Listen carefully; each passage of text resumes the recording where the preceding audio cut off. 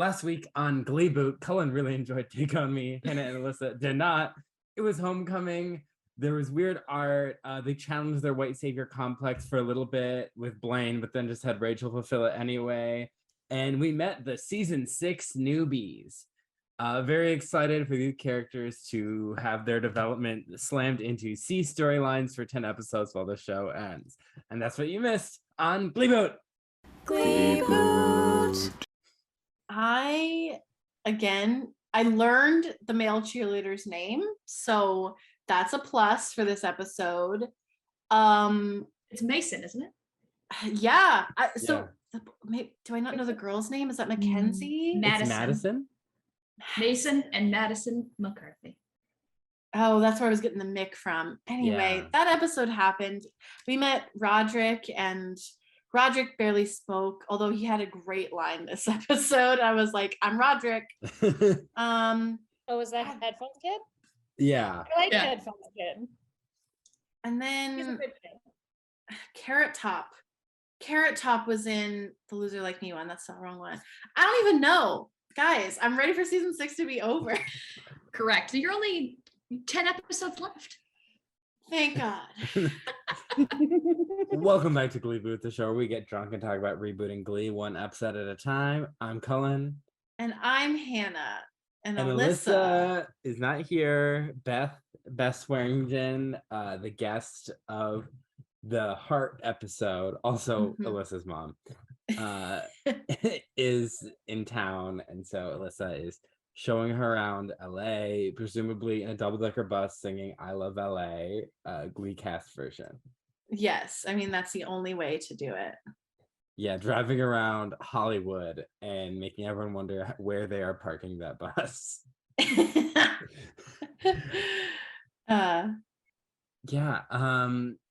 So today we are discussing season 6, episode 3, Jagged Tapestry. We have 2 guests this week.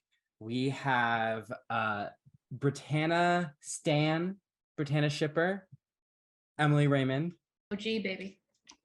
And we have Gleeboot longtime friend of the pod correspondent, Minisode Pro at this point. Pro. This is only the second non-minisode. Yeah. Episode. We got Julia.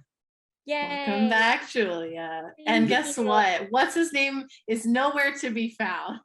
Dreads. Teen Jesus? Teen Jesus. Yes. I wish I'm happy to be here, but I wish that there were a season 3 of the Glee project for us to be discussing. Not gonna lie, I literally thought that's where they had gotten Roderick, but then they just didn't air it. But he really does feel like a Glee project winner. Yeah, he does. Jane not so much, but Roderick does. But you know what? He feels like a plant. He feels like an industry plant. Yeah, and because only white males win the Glee project, so exactly. He definitely got there. Yeah. The funny thing though is I feel like our regular episodes aren't as long as our mini-sodes. Yeah. Typical season to discuss. Yeah. That's true. You got a lot. True.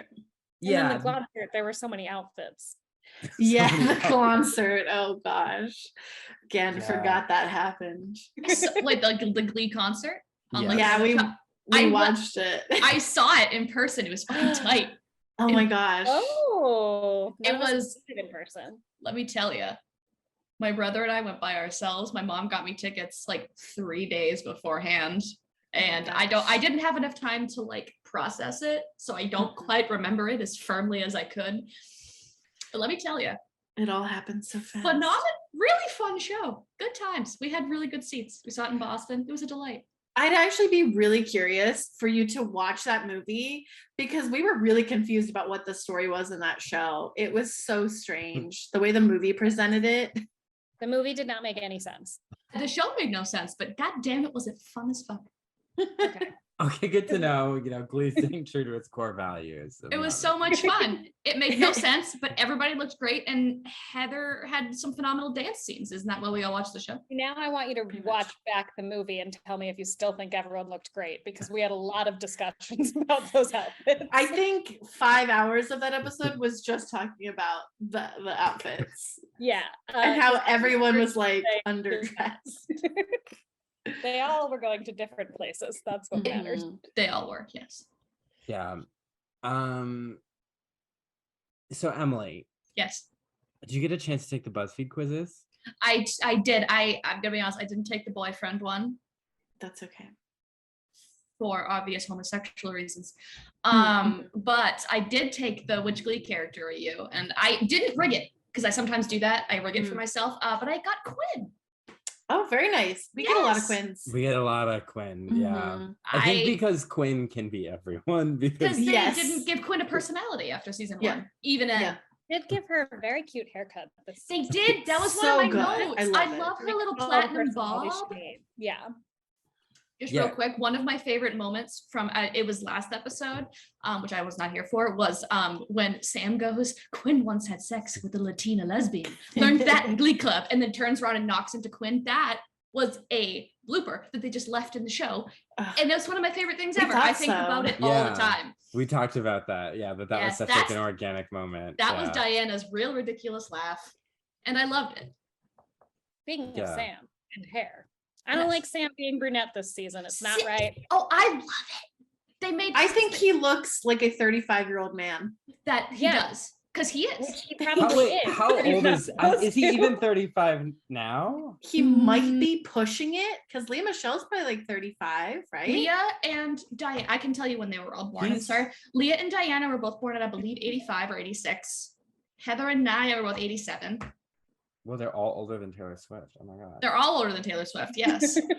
The cast of Pretty Little Liars, not so much. They're the same age as Taylor Swift. Well, 2 of them are. Cord is 33 right now. I was gonna say that's the same age as Naya then.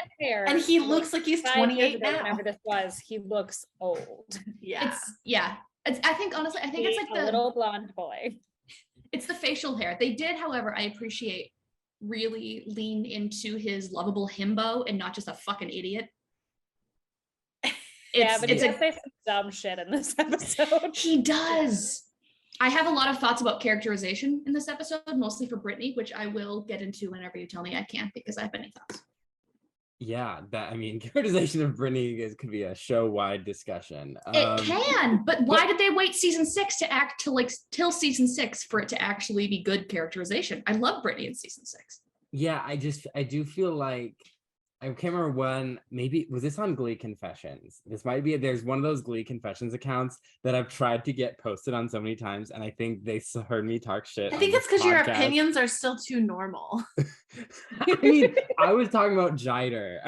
Jake and Ryder. I was trying to do something insane. That's pretty niche. But they were like, what was I think because I did talk about roasting their Quintina, like there needs to be more Quintina content, and this is the one Quintina episode. But wait, what were we talking about? We're talking about how Glee, none of the characters are consistent at all. People just say, oh, that's inconsistent because they like don't like the behavior that the character did in that episode. But there really is no consistent behavior. No. I mean, the closest is probably Rachel. Yeah. Barely. And it was mainly that she was consistently awful. Insufferable. Yeah. Anytime that she's like a good person, like, that's not consistent. That's out of character. I didn't trust her. I don't trust her motives. I know what was happening behind the scenes. I don't trust it. No, that was one of my notes, is every time that Jane/Samantha is on screen, I know how Leah treated her, and I want to wrap her in a blanket and protect her from Leah. Yeah. Especially because I really like her and her character. Me too. Yeah. She was delightful. Her voice is wonderful. It's like insane to me overall how much these kids can't like transfer schools, and how it just doesn't seem to matter to anyone's parents or any sort of guidance counselor. She's just like, I want to be in the Glee Club, so I'm going to transfer out of this private school into Coach Sylvester's abusive high school. Parents did a lawsuit to get her in. Yeah. Yeah. And they do it all the time. Everyone's transferring. And I'm like, just go to school. Yeah. Like, are you gonna be able to graduate? You've missed some of your classes. You're behind. Yeah. Correct. Yeah. And also like, okay, maybe this is now a good public high school because Sue is abusing the children. That doesn't mean it's still going to help you get into college in the same way that this private school. Yeah, just sing in a community theater musical. Like, Seriously, if you want that down to earth theater feel, yeah. All right, we're getting all over the place. Emily, sorry. Emily, what is your Glurney? What is your Glee journey? My Glurney is I started in mid-season 2 watching live. I was but a young homosexual watching Santana, and I had no chance. I was in it to win it. I don't know what I was gonna win, but I was there. And I watched, I think I started, what was it? The first episode I watched live, I don't know why I can remember this, was Night of Neglect, which is a bad episode to be the first one. Yeah. Bad And you episode kept to watch. going? Yeah, I did. I was, like I said, I was in it to win it. You really like that Right. Gwyneth Paltrow cover of Turning Tables. I do really enjoy Gwyneth Paltrow and Glee, not that cover, but I did enjoy Holly Holiday. Oh yeah, overall she's pretty good. And Yeah. I think I watched live pretty much up until mid-season 4, and then was like, I'm just gonna watch the Brittany and Santana scenes, what they were at the time, via Tumblr. My first fandom on Tumblr was Glee, so I am a war veteran, just so we're all aware. Yeah. Thank The you for your government- service. Yeah. The government you. owes you mental health. It owes me compensation. mental health, like not like Yeah. reparations, but like low key for Glee fandom. And I was very validated by Brittany and Santana's marriage. I felt I was really, I made it. That was what I was in it to win it, was that. And I named my cat Santana, as I told you guys earlier. She's sleeping. I'm not gonna grab her. I'll grab her in a bit. But Santana is the character and my cat. My favorite ever. I do have 2 Glee tattoos. They don't look like Glee tattoos, which is good. Smart. I have this heart, which is the heart from Naya's signature. Mm. And then Aw. on my ribs, I have Proudly So and Songbirds. Oh, which because they is cool. sing They Songbird. sing Songbirds. Yeah. Yes. So those are my 2 low-key Glee tattoos. And I still watch it too regularly. It is like I can just turn my brain off and recite all of Santana's lines. Julia can no longer watch Glee with me because I just recite Santana's lines verbatim. For a second, I thought your on your ribcage was gonna say like the only straight I am is straight up bitch. No, but that's actually gonna go on my back. That'll go on my back. Mhm. Phenomenal line. Yeah. Okay. And what are we all drinking today? Gatorade. I'm not Gatorade. exciting. Let's stay hydrated. Exactly. I have Great Lakes Brewing Company, Edmund Fitzgerald Porter. This is the first like Great Lakes Brewing Company I ever had back when I was definitely 21. And wow, it is very strong taste, but pretty good. So, Julia, what did you say you were drinking? Coke Zero. Coke Zero. Maybe in a bit Diet Coke. Ooh, look out, guys. Living on the edge. So I just turned 28, and as my house was decorated for Halloween, I did potion themed cocktails for my birthday.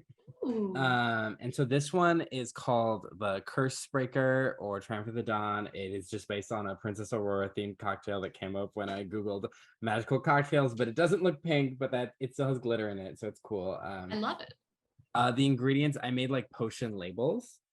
And so this one has raspberry chambord, which I called the Essence of True Love. It has vanilla vodka, which I called Meat of the God Freyr. Has glitter, fairy dust, cherries, dried cherries. There's I called Tears of Easter as the pink dye, but it doesn't look pink. And then Celestial Light is what I called the Sprite that makes it most of the drink. Yeah. Obsessed with that. With all of Yeah. it. I love it. And Maybe so what's in Lilith's piss? Yeah, I sent you one. So I made there's a poison apple one too. I'll probably drink that next time we record. And the piss of Lilith is Fireball. Oh, that's One of the right. That's right. ingredients, yeah. Which honestly, Oof. Fireball is like piss to me. So yeah. Yeah. Yeah, I had to Cheers. explain who Lilith was to people. And I From was like, Supernatural. And Yes, the Bible. exactly. And the Bible. And Biblical. So Supernatural. many other mythologies. I've done like quite a bit of research. There's an idea up here for a show, but we don't talk we about don't that. talk about that show. We don't talk about any of that. Lilith is not in the Bible. That is true. She was but she's taken in- out of the Bible. She's in Bible lore. Yeah, Correct. Bible Yeah. lore. She was left out because they don't like women. And she is an ancestor of Tilda Swinton's character in the Chronicles of Narnia. I the love book. that. Yeah. Oh, fun fact.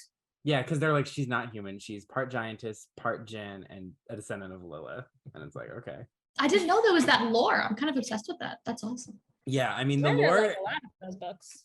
the lore of Narnia, what I love about it is not consistent. It is just thrown together. So like the Bible. Yes. And like- Glee. and Glee. Yes. Perfect segue. So right now we are throwing together Alanis Morissette's Jagged Little Pill and Carole King's Tapestry. I didn't What ask were for they this. smoking? I don't know, And but we're all also the mash- barely doing it. Right? It's There are like only 5 songs this episode, it's and one of them is not a mashup. yeah, it's rough. What was the I- other one? There was the 3 mashups, the one with Kurt and Blaine. What was the 5th one? Well, I mean, I had the Wikipedia. I have to page pull pulled. it up because I literally don't remember. any Don't of even these It's songs. remember. too late. Yeah, Which it's too is- late. It's too late. And then there's the Hand in My Pocket, Feel the Earth Move mashup, the Will You Love Me Tomorrow, Head Over Feet mashup, So Far Away, which is the one that Quinn and Tina and not Yeah. Becky sang. Yeah. Yes, okay, I forgot about that one. I do actually really like all the mashups in this episode. I think they all slap.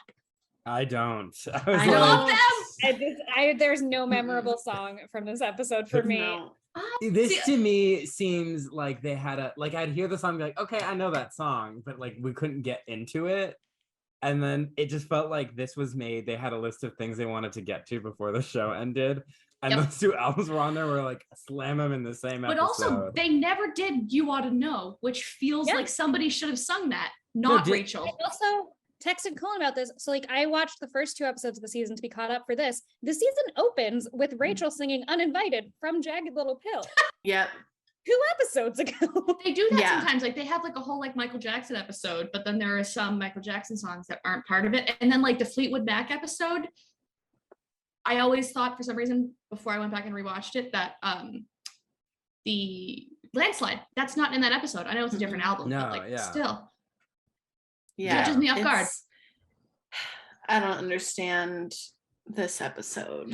But you Good. know And we who talked about also how sorry, when Rachel and Kurt are discussing what songs to do, Kurt says, Mr. Shu would always like bring in such different songs, and now we know about rap.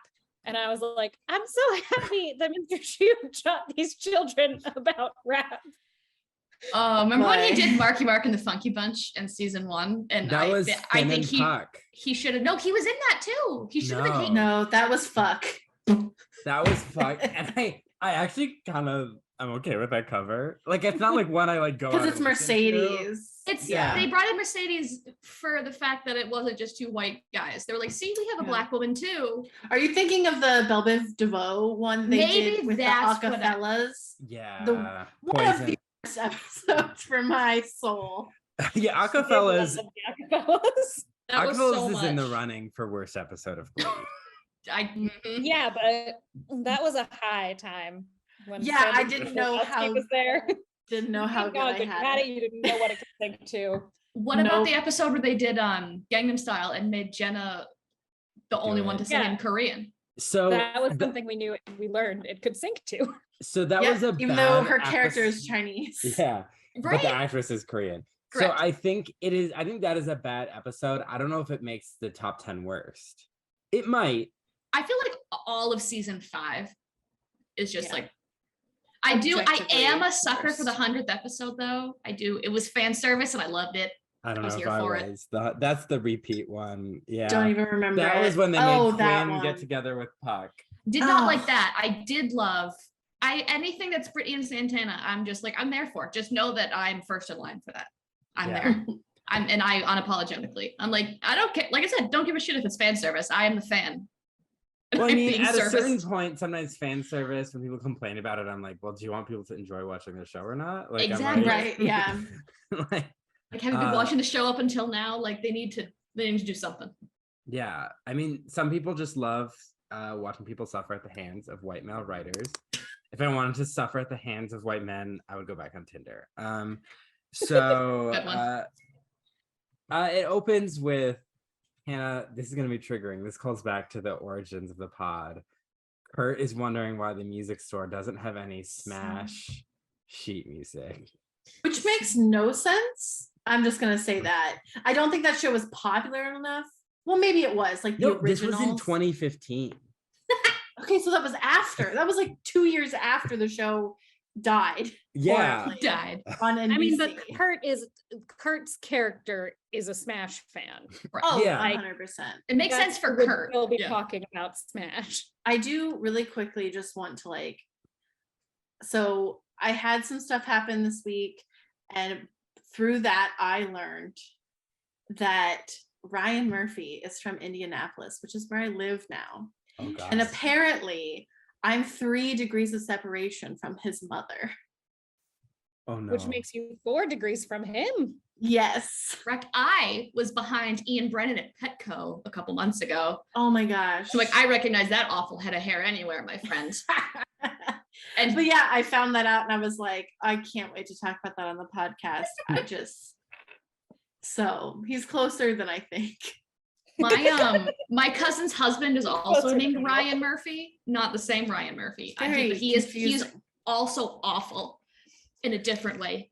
And so I feel really validated by the fact that I've never met a non-awful Ryan Murphy. Yeah. I've never met the first Ryan Murphy, but I've met this one and he sucks. Yeah. So shout out to the first episode of Gleeboot, where this podcast originated from Hannah and I getting super drunk on wine usually and watching Smash and then writing an obscenely long blog post about it. Yeah. And my thesis was that Glee at any point is better than Smash. And I honestly still stand by it because the characters were so deplorable in Smash. And there was no element of satire. I think Glee started as a satire and then halfway through kind of became earnest and still can't decide what it is. But like Smash was like, no, like this is just like real people. And they were like insane. It's because also they're adults. Like at least Yeah. with Yeah. Glee, like they're 16, they're 17, they're 18. Okay, they're 20 years old. I get it. Those people were in their 40s. Yeah. We were just roasting Deborah Messing at lunch at work for her work in Smash. Oh, Deborah Messing. All the scarves. Yeah. The scarves, thing, Teresa Rubeck. The scarves did No have matter heavy how lifting in her the show. acting is, her hair is always going to be perfect. And that's Yeah. all that matters. That's all that matters. I know, Julia, you like Smash, right? Or is that Nicole? Oh, I like Smash, but Okay, I good. think it's a good show. Yeah. Valid. Yeah. And this is, I'll say, Megan Hilty, yes, you would cast Megan Hilty to play Marilyn. Like that's just a thing. Duh. Mhm. But I'm obsessed with Catherine McPhee in Smash. I'm obsessed with Karen Cartwright. I like latched on to her like vanilla innocence because everyone was so horrible. And I was like, I'm her trying to navigate this nightmare. And so I still like, I'm team her, and that like, I hated Megan Hilty's character, but her character was imbued with some deeply sexist tropes. So Yeah. don't blame Megan Hilty, who is a gem. Right. I love Meg. I was like, Ivy all the way. I'm sorry, Karen didn't work for it. No, I mean, Ivy makes way agree. more sense to play Marilyn, though. Like, Yeah. if you're just talking about, like, how they look, how they act, like... Yeah. Catherine McPhee would play, like Dorothy in a revival of Wizard of Oz. You know, like, I don't know. It would be in Hit List off Broadway, Yeah. which objectively is a musical that I would see more than I would see the Marilyn musical. So good for Yeah. her. No, Catherine McPhee would be great in Waitress, like she was. You know, like, Exactly. like there's lots of And shows she then would be good Trump at. supporting, which she is Wait, is she a Trump supporter? Yeah, she's a publican. big time Trump supporter. Oh my God, I didn't know. Isn't she married to a guy who's like 75? Yeah. Yeah. But you know what? If she's happy, sure. Mm-mm. Yeah. She's like the same age as her stepchildren, or even younger, I think. than some of them. I hate that. It's weird. It's very weird. I couldn't get past that. I'm like, no. Yeah. Wow. It's a lot. Catherine McPhee. Look, I'm trip. disappointed in you, Catherine. Remember when I she was was in for you. Yeah, Catherine. Was You're it House? watching this. Was it House Bunny she was in? Yes. I think she It's not was in funny. House Bunny. Was it House Bunny or was it Definitely was. Sydney? It was House Bunny. No, she was in House. Yeah, she was a pregnant girl. And then they had the baby at the end, I think. Yeah, and she like comes Yeah. into the room and she And holds it then up. she's like, and my baby's a Zeta. And then they try to vote. And then they're like, your baby can't vote. And then That's what it is. Yeah. I know all these movies too well. It's a great I movie. was Listen. assigned the House Bunny as my character in college, and I'm not really sure why. We were watching the House Bunny, and they were like, Cullen. I was like, okay, I'm the House Sure. Bunny. You were the Anna Faris character. Yeah. I can see it. That's like nice. That's a good character. But yeah, she's not. I should watch that movie again. It's been a long time. You should. It's It's a a weird good movie. movie. It's very good. Yeah, I You know remember what's- enjoying it. You know what's also a really weird movie on a similar vein is Sydney White with Amanda Bynes. I love that movie. Similar, yeah. Similar vibe, just with dudes. I love that movie quite a bit. Mm. Yeah. All right. The Sydney White just points out why people remake Cinderella so many times, because it is kind of hard to adapt certain stories to the modern day. Yeah. Yeah. There's a lot of Their attempts at the sleep. dwarves are something. Yeah. All right. But you know, Disney or Glee only did 2 Disney songs. Disney's Glee. They're like, we're doing Bella Notte and Let It Go. Everything else When did they do Let It Go? Two the first episodes? episode of Yeah. season 6. Yeah. Oh, I think I've watched that episode maybe twice. Yeah. It's a snooze. And it's the last season finale. So Yeah. So yeah. what are our Kurt- storylines today? So yeah, we have Kurt being a dick about Blaine and Mhm. Brittana. So I Yeah. guess that's the kind of the A plot. And then B plot, we have Kurt and Rachel trying to run this Glee club. And C plot, we have Shannon Beast being forced into representation. And I took notes because I would put The D plot is Becky. Becky. I yeah. like Becky. Okay, She's fun and ridiculous, and I think she's fun. There are tweaks I would make to this plot, but this Mhm. might be one of the best Becky plots in that it doesn't Yeah. end with complete condescension to her. Correct. Like, I Yes. hate when the writers actually like land on something and have it not be awful. Yeah, it's a bit like Artie gave her dignity by going on a date with her. That's been something Yeah, the show that has said was- before. Yeah, that's not not the It best. was nice for her to get to be a person. Also, her calling Quinn Kitty was one of the funniest Yes. things I've heard on the show recently. One of my favorite line deliveries is when she goes, "I know, Thor," to Quinn. It gets me every time. But yeah, she's like, thanks, Kitty. Well, because last week, Kitty was like, unlike Rachel Berry, who doesn't know any of our names. I know your name. You're Quinn. And Quinn's like, I'm Quinn. Liar.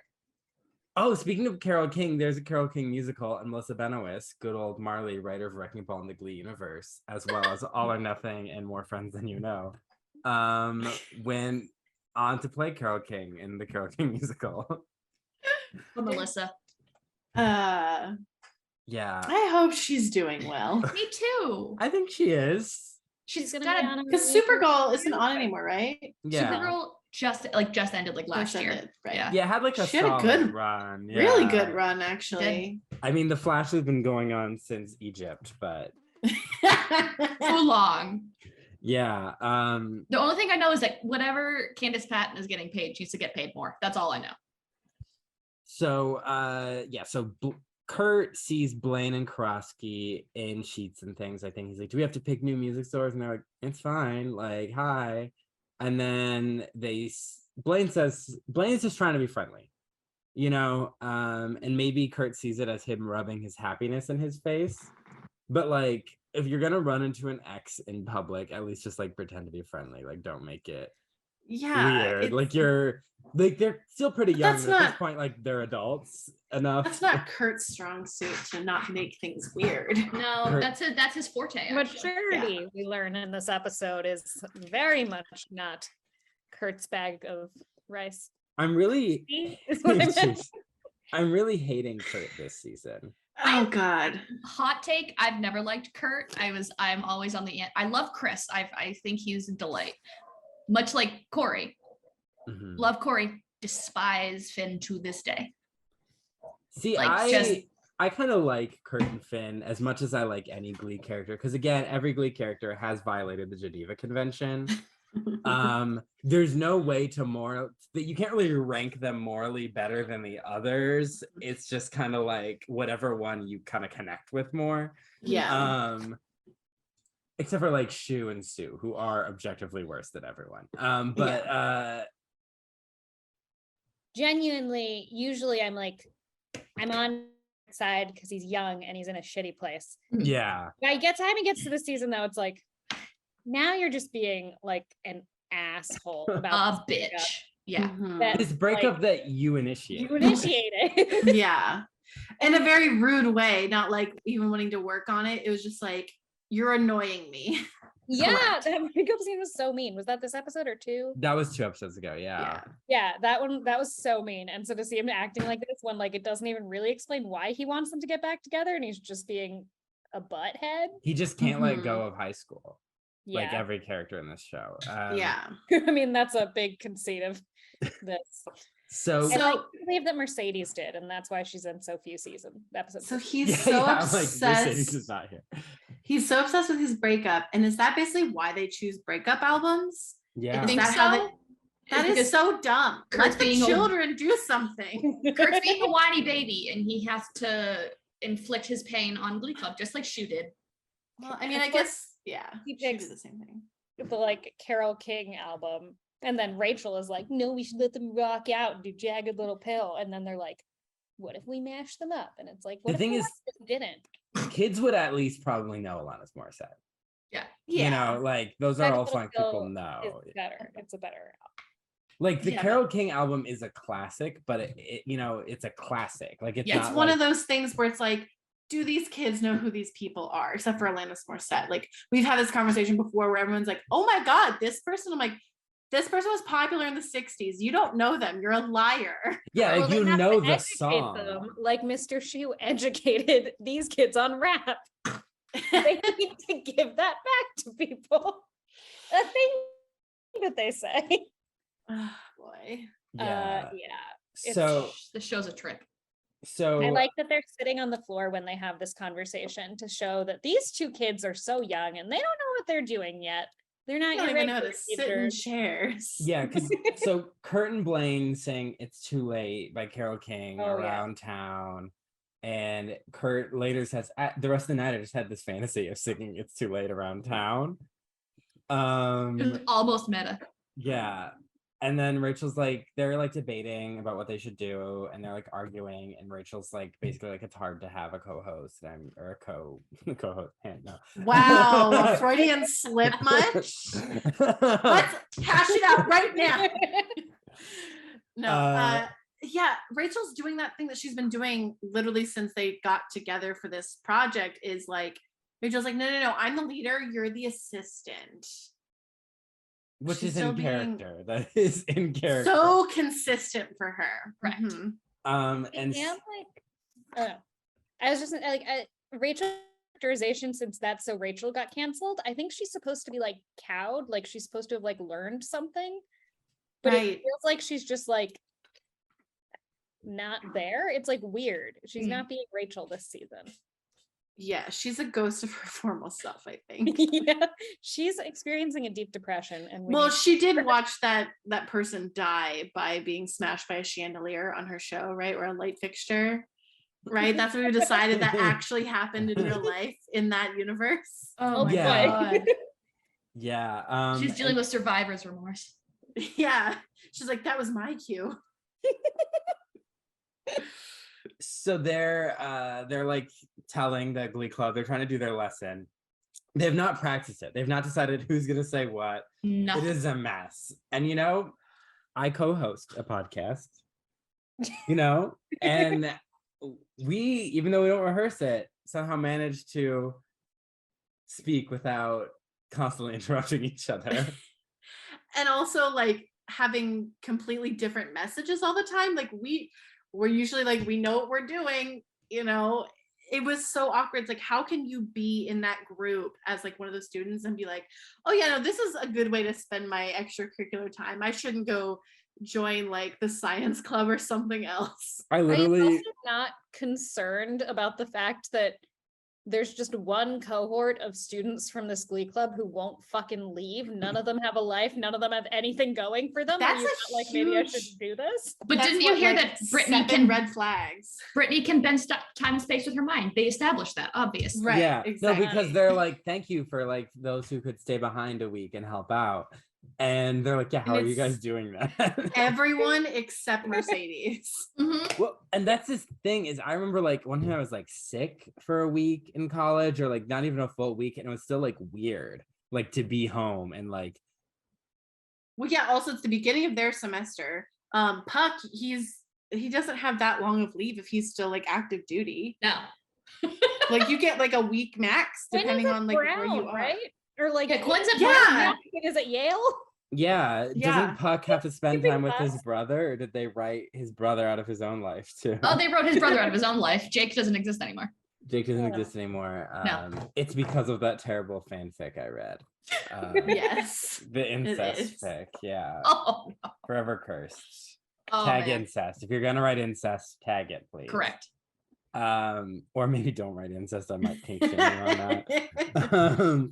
So they're struggling, and so Santana and Brittany are like, we'll do the like, we'll rock the duet, we can do a mashup, you figure out whatever's going on. We're with you not gonna guys. let any of the active students in this club, the 4 of them Yeah, that are out of 12 minimum that we need. We're not gonna let them do anything except No. for make a little bit, and then that's it. Correct. It's just gonna be us. I literally wrote, I would quit this club. And they're not recruiting anymore. No. So like, what are they gonna do? They can't use these kids, or adults at this point. They're not the right kind of bodies. They need younger bodies. Correct. They're still in high school. What It's driving me happened? insane. What happened to the old school way of getting locked in a porta potty and then bringing the person who rescued you to join the Glee Club? What happened to that kind of footwork? There are still, well, maybe there aren't bullies because of the caning policy. Yeah, they're all too traumatized. They're all, in a way, it's united the They're all students. so nice to each other. This Because- is on student violence, 0%, because they're like, Suspicious. oh God, you bumped into me. I'm so sorry. Are you okay? Do you have bruises from being caned? Yeah, me too. All right. So yeah, the next scene is basically like Brittany and Santana, like they're cuddling together. They're talking about when the ancient Egyptians invented scissoring before scissors, which I do think lesbian sex was associated with Egypt for a while historically, Oh, and then fun later fact. Germany. Mm. Yeah. And because in the ancient world, sex was more about penetration, so they like were like, oh, that's fine. It's basically like, don't be a bottom. That was like the main thing. Mhm. Yeah, for men. And so then people would have like boy slaves, and that's what the Bible was talking about, but we'll not get into that. It's a story for another time. Yeah. But anyway, so Santana and Brittany are talking about it, or they're talking about scissoring and how great it is, and how it's basically just lovey dally. I'm trying to think if they're just talking about, oh, they debate what song they're gonna do, and Brittany's like, you ought to know, and Santana's like, no, we need a mashup. Yes. Like, you mash up You Ought to Know with You Ought to Know, and then you sing it. Exactly. And they're I- like, go Emily, because I Oh, feel no. like you're gonna remember the details of this scene more than I do. Yes. Santana says, I'm really digging this Back to the Future 4 Glee Club. I like I That's a said, good line. I can recite the bulk of Santana's lines. I could have other problems, but that's the one I have. But so basically Santana wants them to move in together in New York. Because why hadn't they? I thought they had already done that, but apparently they hadn't. Yeah. And then Because San- Brittany's still at Harvard, right? MIT. MIT. Excuse you. No, I think she left MIT after Because the she didn't 100th want to episode. she didn't want to be a math robot anymore. Correct. Yeah. Side note, when they were still doing that like Glee podcast with like Kevin and Jenna, and they had Heather and Naya on, and I just know Heather fucking hated that. I just feel like she just despised it. When will somebody write the tell-all? I need them to do it. Well, Kevin and Jenna are starting again. I know, I love it. They're calling it That's What You Really Missed on Glee, and they're starting from episode 1, which is funny because the episode 1 of Glee, one they did initially, was with Leah Michelle as the guest. Interesting. So they're starting it again, and I'm like, why are you coming after our brand, Kevin and Jenna? Why are you coming after our listeners? They waited until you were done. Yeah, And we're it's basically true. done by the time they're starting. So you can finish Gleeboot and you can restart again with Kevin and Jenna. Yes. If you desire. With real Hollywood insiders instead I of don't Hollywood see why you outside. need to. You've already covered it. Yeah, we've already covered it with complete conjecture. So yeah, they talk about moving in together and just like taking on the world. And then they in Glee Club, Brittany's wearing her egg boob shirt. Can I say, I really love whatever they did with the wardrobe this season. I really think the wardrobe was fun as hell. Like those two outfits on Santana and Brittany, I feel like are very on brand for them. Like Brittany gives me like, I call this in my head, like her Jessica Day era. Like she's just nonsensical and kind of wears stupid shit. Yeah. And I really like season 6 Brittany. I think I'm pissed that they waited until this season to actually figure out her characterization. Yeah, that was like the one comment my mom made because she sat there and watching it with me. I turned it down though, like really low, so they didn't. It's like her and my boyfriend could still talk if they wanted to, and I had the subtitles up, which is I don't like subtitles. But like she like was watching this, she's like, she has eggs and bacon on her shirt. That's all she said. That's the biggest takeaway, truly. Yeah. So my mom is very in tune with Glee. Yeah, they sing Hand in My Pocket / I Feel the Earth Move. It's a good mashup. It's fun. I enjoyed it. I liked it. It did hit me though. Like I'm sitting there watching it and I'm like, how fucking annoyed are the recurring directors on Glee of trying to make songs in the choir room exciting? Yeah. Well, like literally, I cannot imagine having to just every single week figure out how to make a song in the choir room exciting. Especially with like half the cast that they used to have. And have probably half the budget. Literally. And like all just like people like it's like cut to the fucking drummer being like and then cut back to them and then maybe you get to the piano guy, but it's not even the same piano guy. No, it's not Brad the piano guy. Come on, where'd Brad go? And then Santana will do something sexy in front of these children. Yeah, that's her entire brand is inappropriate and inappropriate. I love it. And the sound mixing will be so unrealistic. And just again, imagine being in this club. You join this club, your instructors can barely finish like lesson, and then just 2 random women, adult women, graduated not even last year, 2 years ago, are just doing the song. Yeah. And then you've never met these women in your life. and then it turns into a proposal. I have thoughts on the proposal. Okay.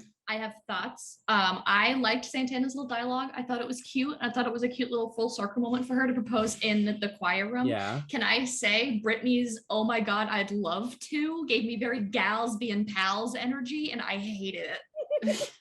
I despised it. It felt so out of character. And I know we discussed a whole lot of character. Yeah. Glee doesn't actually exist, but I just like that.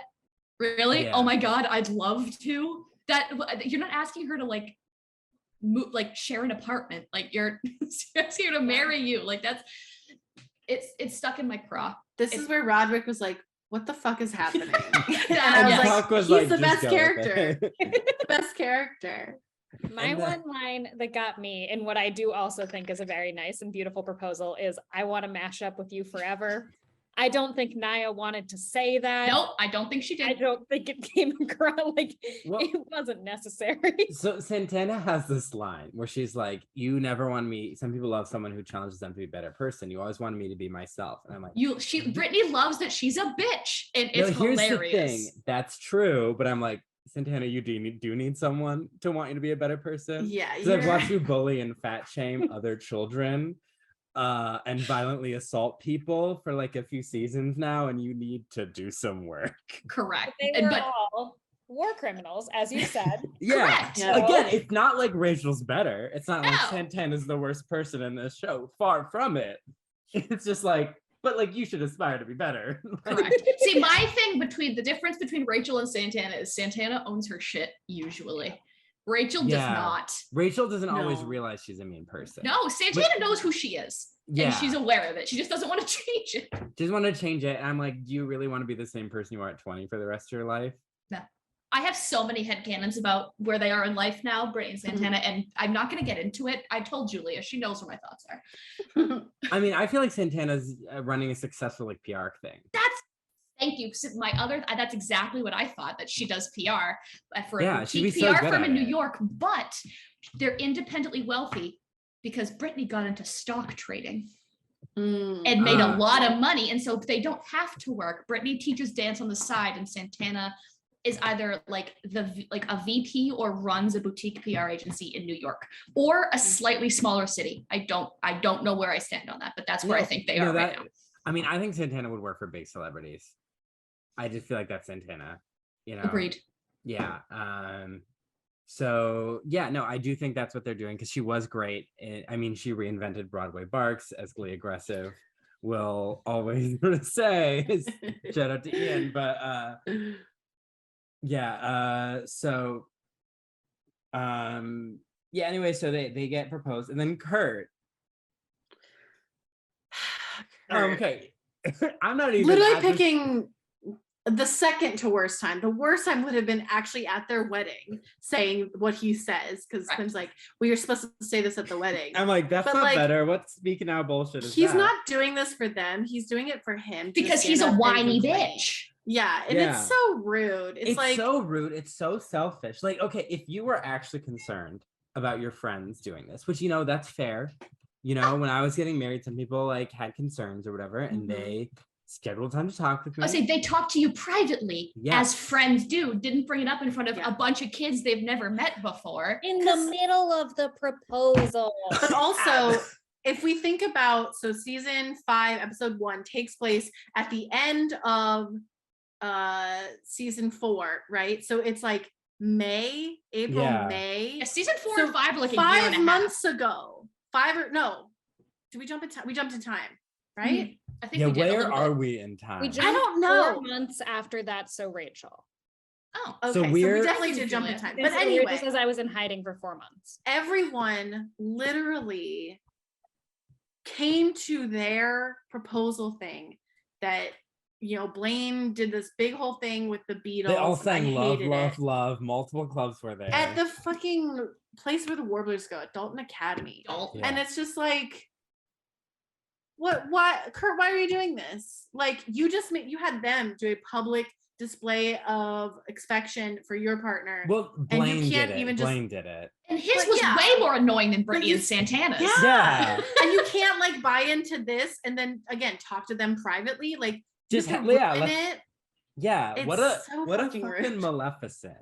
Correct. And then afterwards, Santana completely crushes his soul in a very targeted attack on Chris, but which is nonetheless a hilarious moment for Kurt. Yeah. So Naya, She hated it. She felt really uncomfortable because she was essentially saying all the things Ryan and the writers would make fun of Chris for. I felt so bad. Like I said, I felt so bad for Chris, but I God, didn't was know it that. fucking funny? It is funny because they are realistic, but it's like they're too real. And They're like, too real. And It so got Naya was like, "This is my friend, and I am being used by these writers to like as like the writer's mouthpiece. Yeah. And I'm feeling in this season, I'm feeling why Chris leaves acting. Yeah. Because usually I guess I'm like feeling whatever Kurt's feeling, but when he was breaking up with Blaine, I was like, you're just a dick. Yeah, Like, correct. like I felt like I'm like either he's supposed to be a dick or Kurt isn't acting well. And I've never Right. really accused Chris of not acting well. And I'm feeling like he's kind of mentally checking out this season, which I Yep. can't blame him. The audience was checked out. Like, Correct. And Uh, like again, going back to the out of character thing, this doesn't feel in character for him, Mm-mm. in my opinion. yeah, Kurt would make as my mom used to say, the prune face. He would Mhm. lurk a bit in the back. Yeah. And then he would go like talk to them later, or probably like gossip with Mercedes. He'd about probably it. talk to someone else, and someone else would overhear and go tell them, and then it would Yeah. break. Exactly. Just, like, it doesn't seem like he would have just said it. He's like, No, "Have he's you-" not. He's not typically that openly rude. Not typically. Not typically. I mean, I still think of some weird things he used to say in season 1, but he's Well, season 1 that was its own a universe. special time. Yeah, but so Kurt is like, "Have you learned nothing from me and Blaine?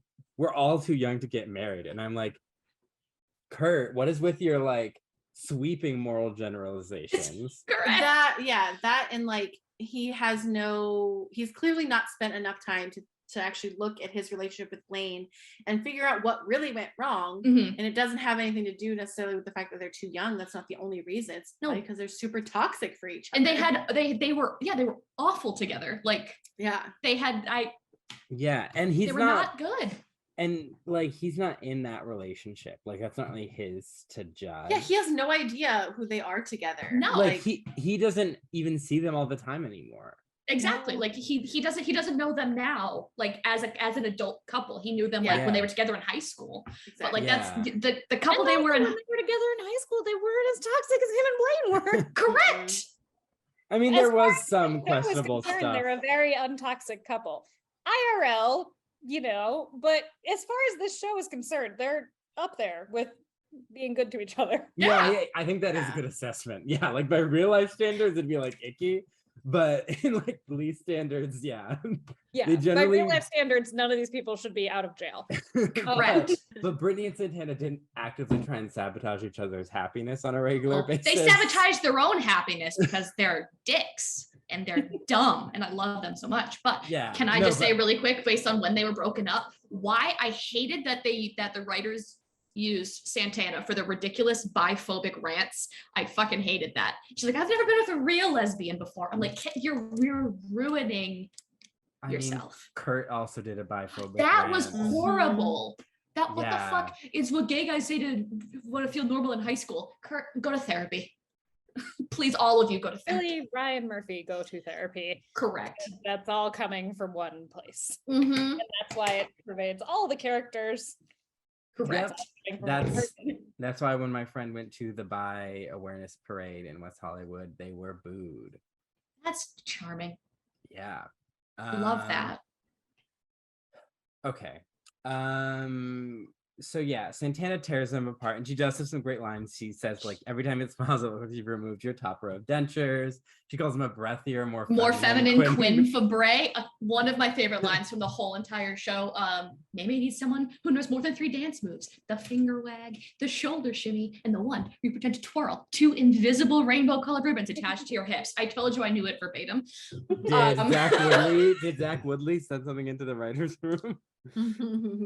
And then because she says, like, do you happen to drape yourself across the piano to entertain exactly no one with a song that Judy Garland choked on her tongue, or some other dead alcoholic crone? How dare you speak such way about Judy Garland? Correct, but Rachel's facial expressions during that scene, flawless.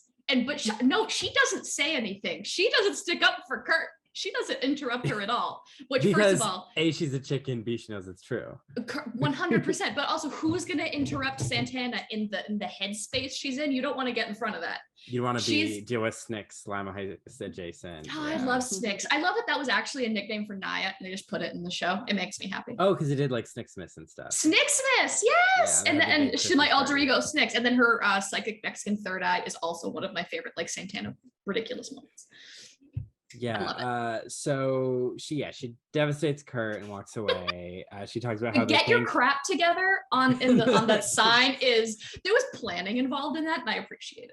She also says, maybe he was tired of hearing a self-congratulatory aggrandizing lecture that you are at the apex of the gay rights movement. Every time someone just cooked macaroni and cheese together or farted, Yeah. Classic So moment. she leaves. Kurt's devastated, and then Rightfully so. Kurt basically talks with Brittany, who's filling a giant heart with mounds. The lesbians of candy. The lesbians of candy. And she's talking about like each moment, and Kurt's like, I'm sorry, like I shouldn't have said that. I was just so hung up on Blaine. I don't want to move on. And Brittany's like, sorry, I just want to tell you he's moving in with Krofsky. I decorated for them. And their house is entirely like rainbow tie-dye, and there's no bed because you didn't picture them on a bed when they were having sex. It's a U-Haul mounting a moped. One of her Yeah. best lines. And I will say I Did not like that. I know that it was ridiculous and hilarious. And I had this headcanon that I've also told Julia that Brittany is a bigger bitch than Santana. She just has better boundaries. Okay. And I True. have a lot of Brittany and Santana headcanons, and I will not bore you with them now. Yeah. But that is one of them, is that Brittany is actually a bigger bitch. She just keeps it to herself and talks to Santana, and then Santana's the mouthpiece, and she just says it later. Yeah, if someone said that to me and my partner, I would remove them from my home. Oh, 100%. Bye. And I imagine they might have, because we don't know what happened after. No, she said actually, that. I would drive them to 7-Eleven. I would buy a slushie and be like, remember this from high school, slushie bound. Correct. Leave them at 7-Eleven so they would walk back to my apartment to get their car. Correct. And that would be the meanest thing I'd ever done in my life, and they would deserve it. They would. So she says whatever fat phobic shit Ryan Murphy wants, and then they're like, she's like, you need to move on because otherwise, like, this mound is a moment, right? And if it sits, it melts in your hand. It looks like you have poop on your hands. And if you just stand there waiting for the possibility with Blaine, it's gonna melt, and you're gonna be the guy who looks like he has poop in his hands. Which is actually sense. no, it was perfectly Brittany and very like good advice. She has good emotional intelligence. We've She always pretty much said always this. has. Correct. Yeah, and so And- she's like, move on, like date someone else. And then he dates like an old guy. I think that's what's happening. But I mean, if you think about who Kurt has dated in his life, it is Blaine. And I guess he had the thing with Chandler. Can't believe I remember that guy's name. Oh yeah. The texting guy during the Whitney Houston episode. And then wasn't he like kind of dating like that British guy in Adam. New York? Adam. Yeah. And the guy Adam's him. apples. that saying I like big butts and then Yeah. disappeared. Yeah, I think Santana Classic. murdered him for being annoying, and she would be I- justified. She would, Yes. 100%. Yeah, so anyways, Kurt's like, okay, maybe we need to move on.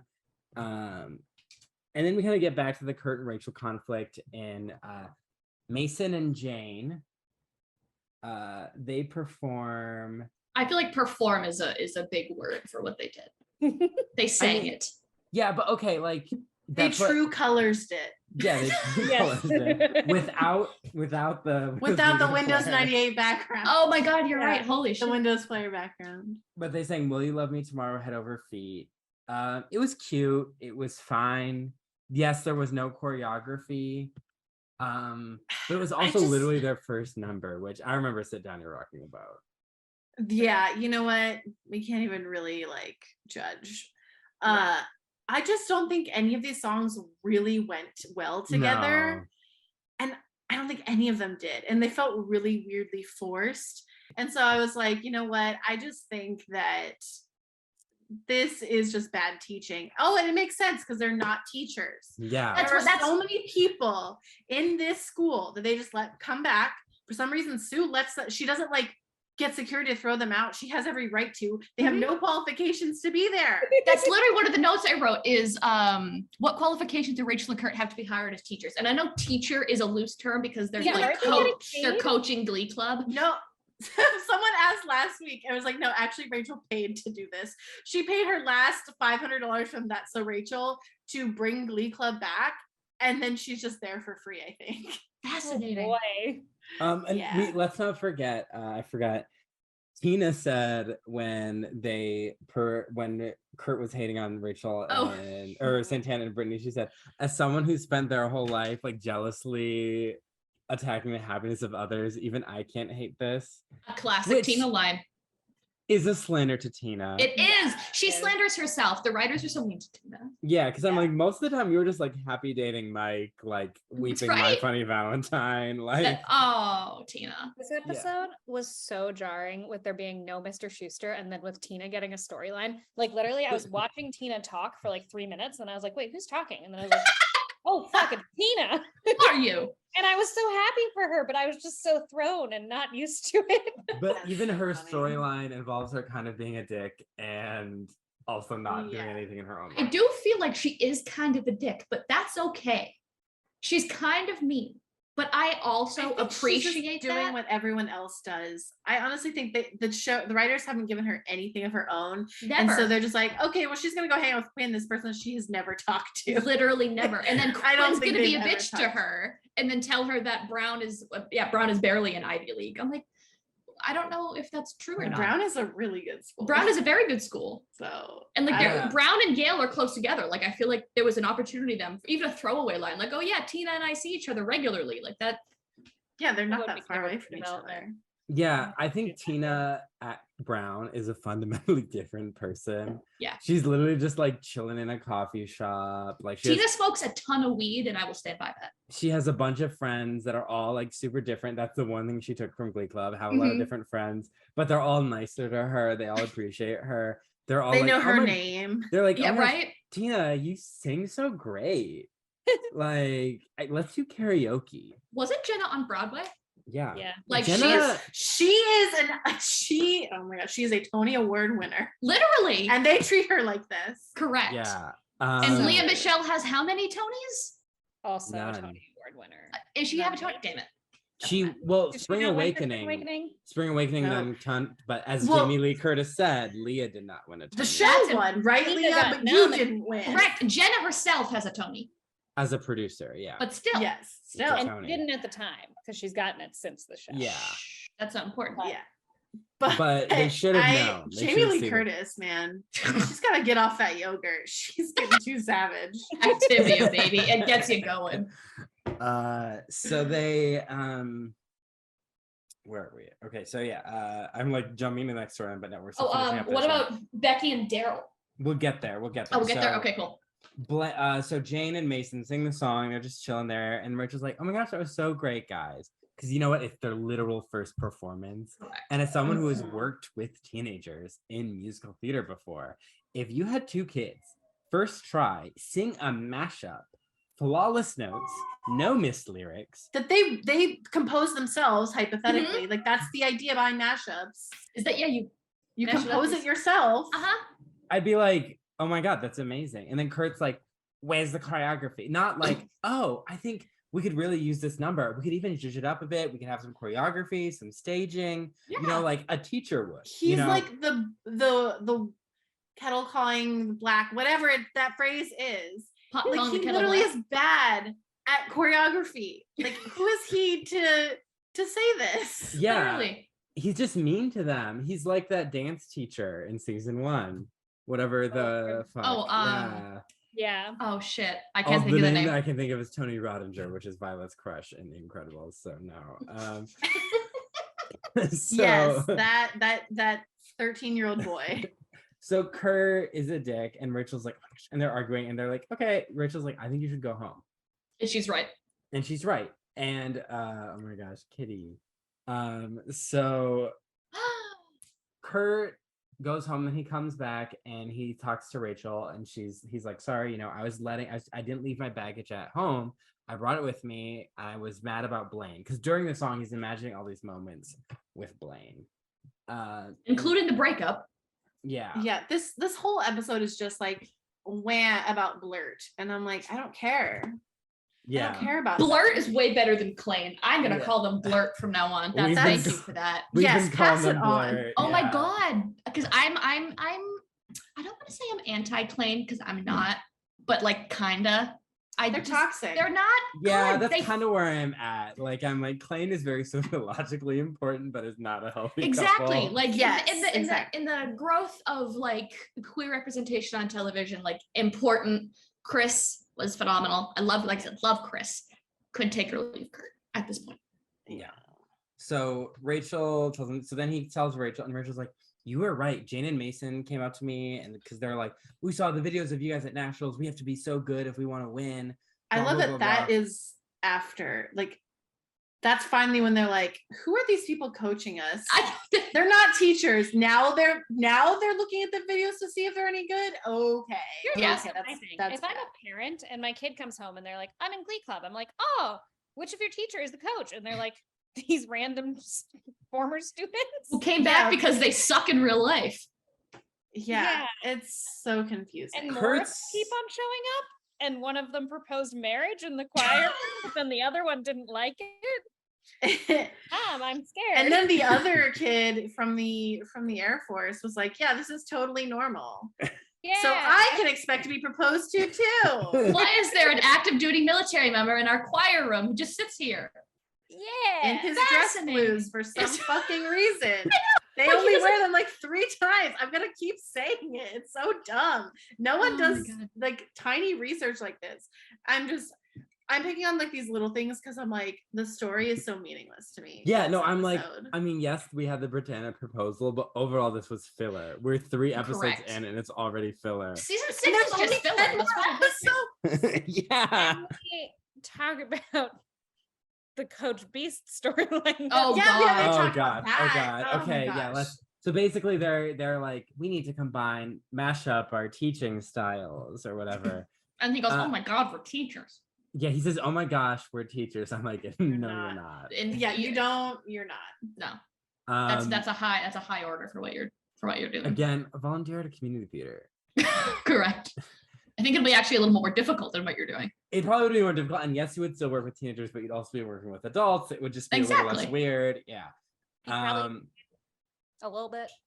Maybe, yeah. And then so then they do whatever contest. They're like, oh, we really learned a lot. And they're like, it sounds like you're just congratulating yourselves. And then Tina just walks up, get used to it. One of my favorite moments from this episode is when Rachel goes, we channeled our inner Carols and our inner Alanases. And Brittany pops up out of nowhere and goes, Alana. What? Like, that's the kind of stupid shit they should have had her doing the entire time. Just for I loved Brittany this episode. I thought she was a ball. And then she's so cute scurrying down when Santana walks in. I'm like, oh, you're so cute. I love them. They did You Learn You've Got a Friend. Yes. It was the most condescending fucking shit. It was. Catch me outside. How about that? Not to fight. I'm outside because I quit. Correct. Yeah. I joined a sports team. I'm like, is there an opening on the tennis team?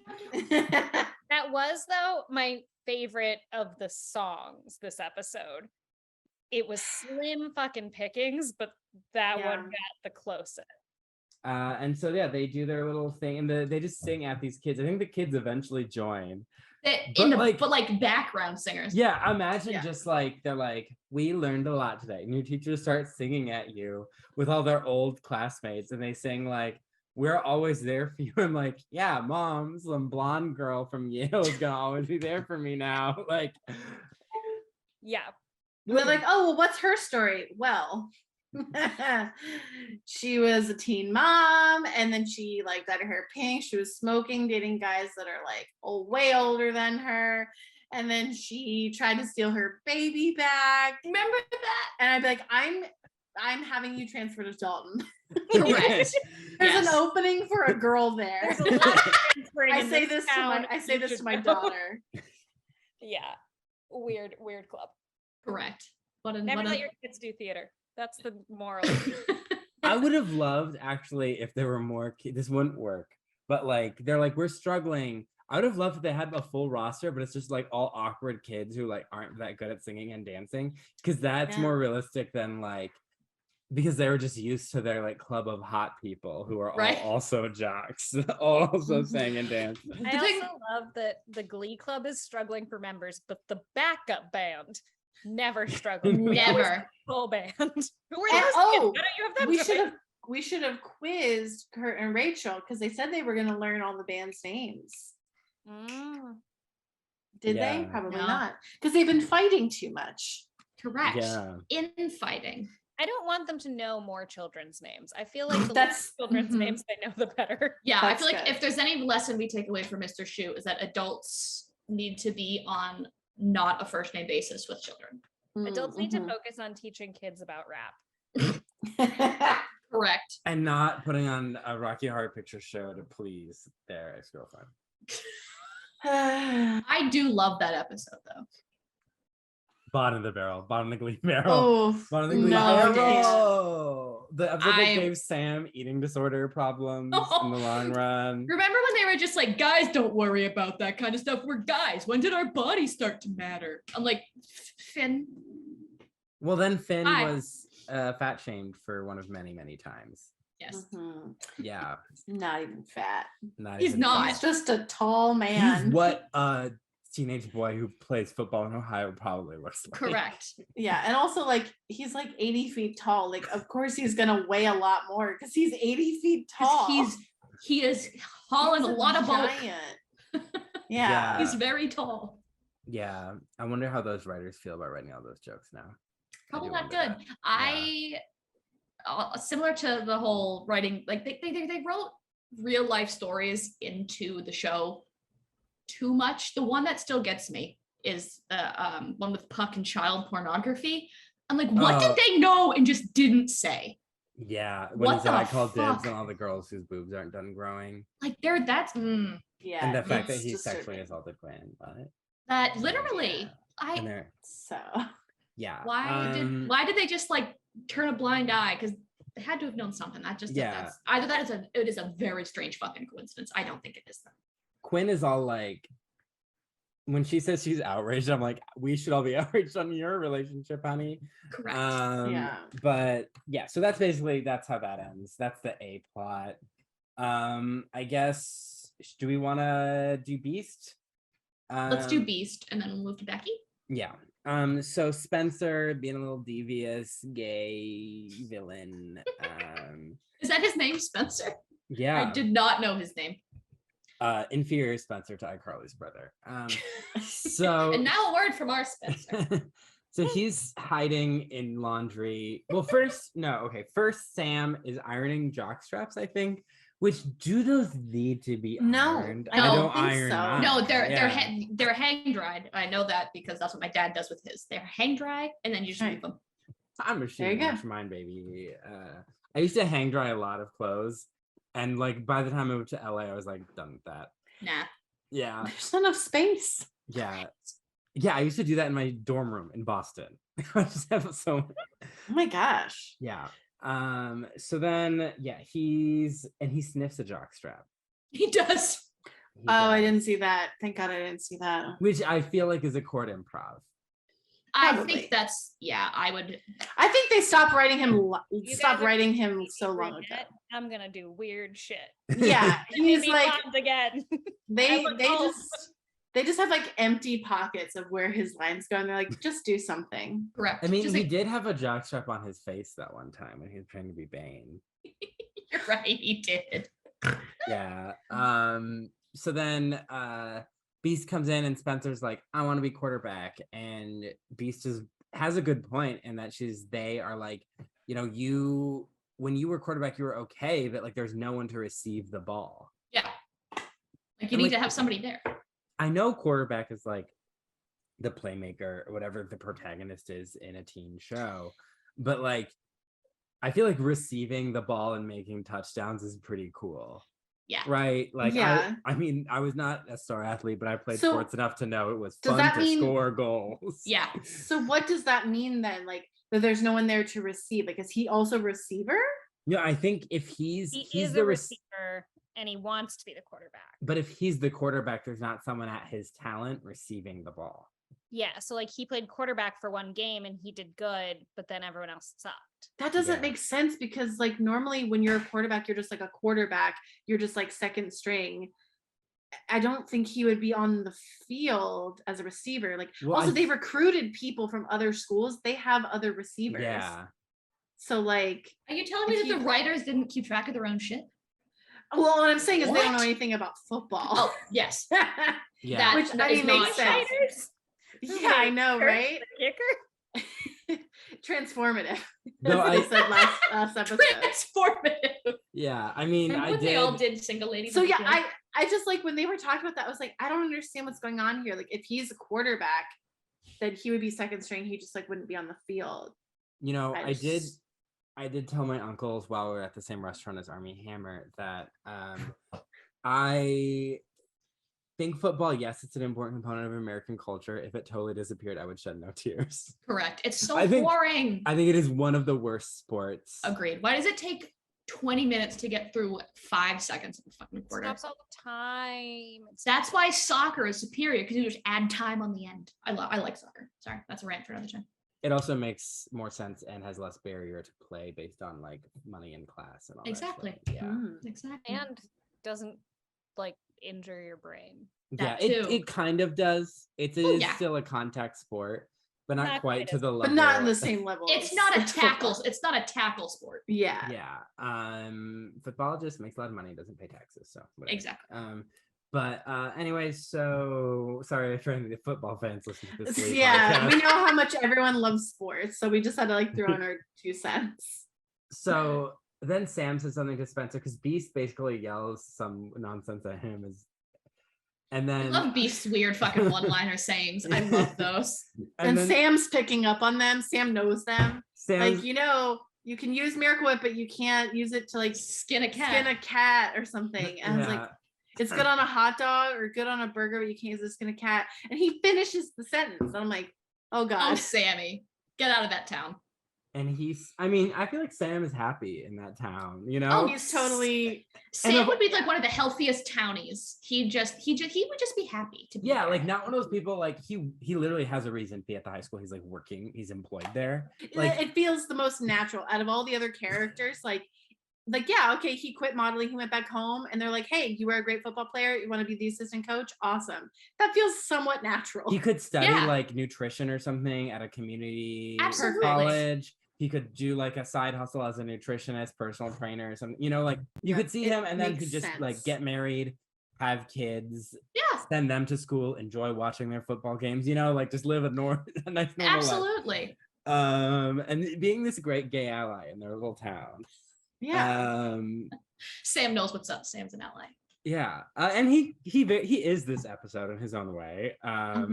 Although when Coach Beast in this, like, he's like, hey, what's up? And Coach Beast lies and is like, it's my knee. I have to get knee surgery. And then Sam says something so out of pocket. He goes, well, that explains the extra leg hair. Sam has always been out of pocket, though.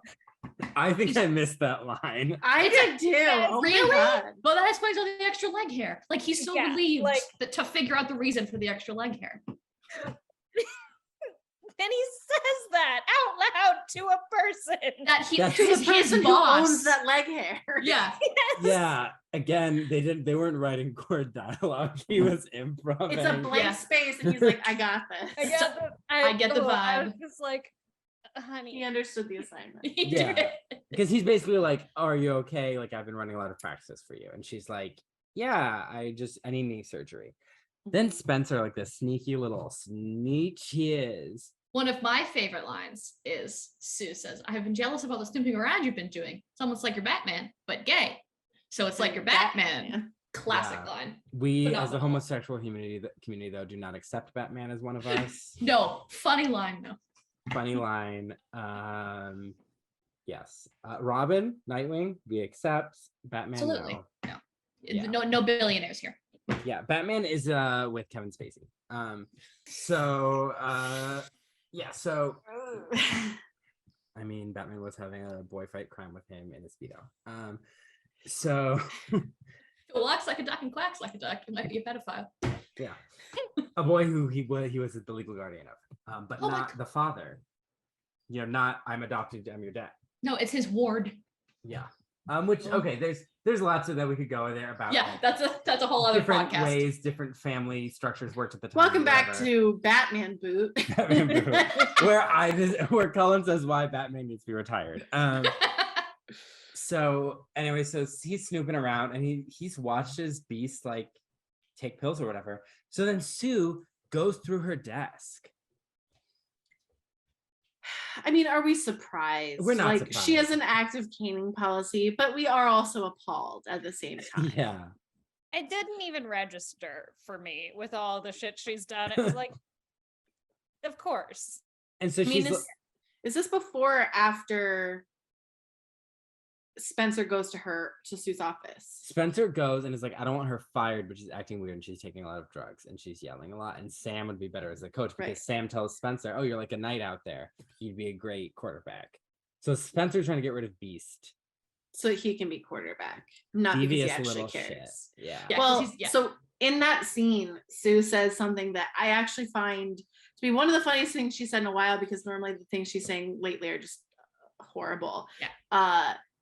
She goes, well, I can't fire her for screaming. I'm currently teaching a course on pedagogical screaming at the community college. That would be hypocrisy. I was like, that's terrific. That's a great, Phenomenal. great line.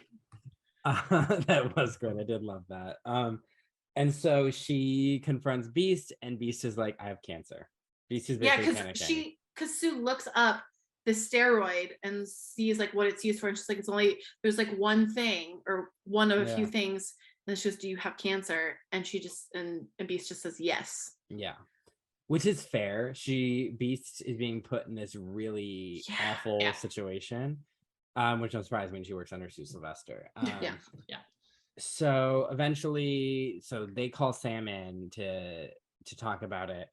And Beast is trying to explain things, and then Sue's like, she has cancer, and Sam's like, what? And then Beast is like, no, I don't. And Sue is like, how dare you? Oh, because they also bring up that they said Beast has a really shirt. tight shirt from the Victoria's Secret trucker collection. Truck drivers collection. Yeah, and that's like 2 sizes too small. And I was like,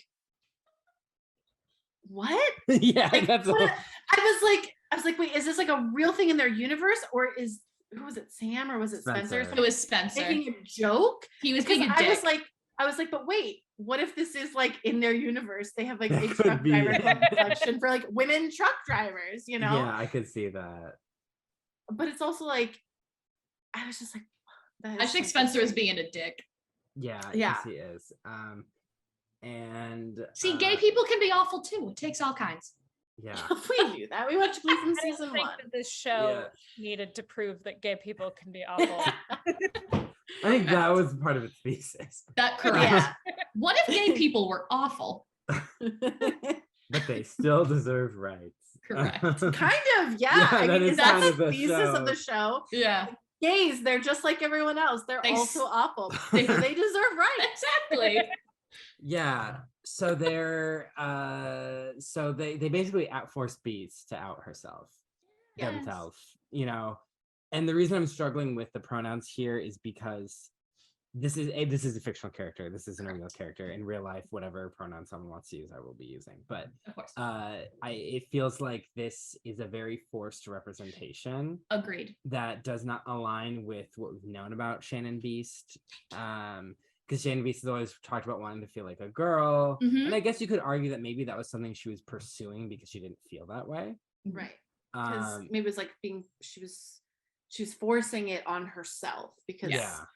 you know, she wasn't accepted either as one of the guys or one of the girls. Mhm. Again, totally valid. And I'm not asking to see every single step of someone's journey. You know, that's personal and that's not necessarily what the show is about. But like the last time that we saw this person have a storyline to themselves, it was specifically about wanting to be feminine. Correct. Since then, it's just been like C and D plot stories. Yeah. And then all of a sudden, we're getting to the last season of Glee. The only trans representation we had was sort of unique, but that wasn't really sort of figured out sort of what it was supposed to be. Mhm. And now they're like, well, we got to do it. And so they Like, do decided you? to. Like they Yeah. like, do you have to do it? You know, you don't have to cover everything under the sun. You can Yeah. stick with what you have. I Like, mean, that- it's okay. We'll quote that quote again, that Glee had to tackle every issue in the worst possible way. Correct. Yes. Oh my God. So it it's felt like a checklist. They're like, well, we have a 100%. character. Yeah. and that's what made it hard for me to really emotionally invest in this because Mhm. I just see the writer's hands in this. Correct. It just like, I think that's a great way to put it. It feels like a checklist. Just And the check it off. actress is doing a great job. The actor, know, Dot Marie Jones. She's the best. I amazing. fucking love her. She seems like such a sweetheart. Yeah, she does seem really sweet, and she's also a cis lesbian. She is. Yes. Yeah. And so when it comes to like, that's a whole other thing. I don't really care when people portray sexualities that are different than their own, but when it comes to things like race and gender identity, that's where I'm a little like, and like It's I get more this complicated. Yeah, It is. and I get this character wasn't initially written to be trans, but that's also a problem in and of itself. Exactly. But also just like it sucks for like Dot Marie Jones, who wouldn't have gotten a choice. Yeah, Yeah. exactly. Like if she said no, then they would have been like, okay, cool, you're off the show. Yeah, like Yeah. there goes the one storyline you have in the final season of the show that you've been on for the last 5 years.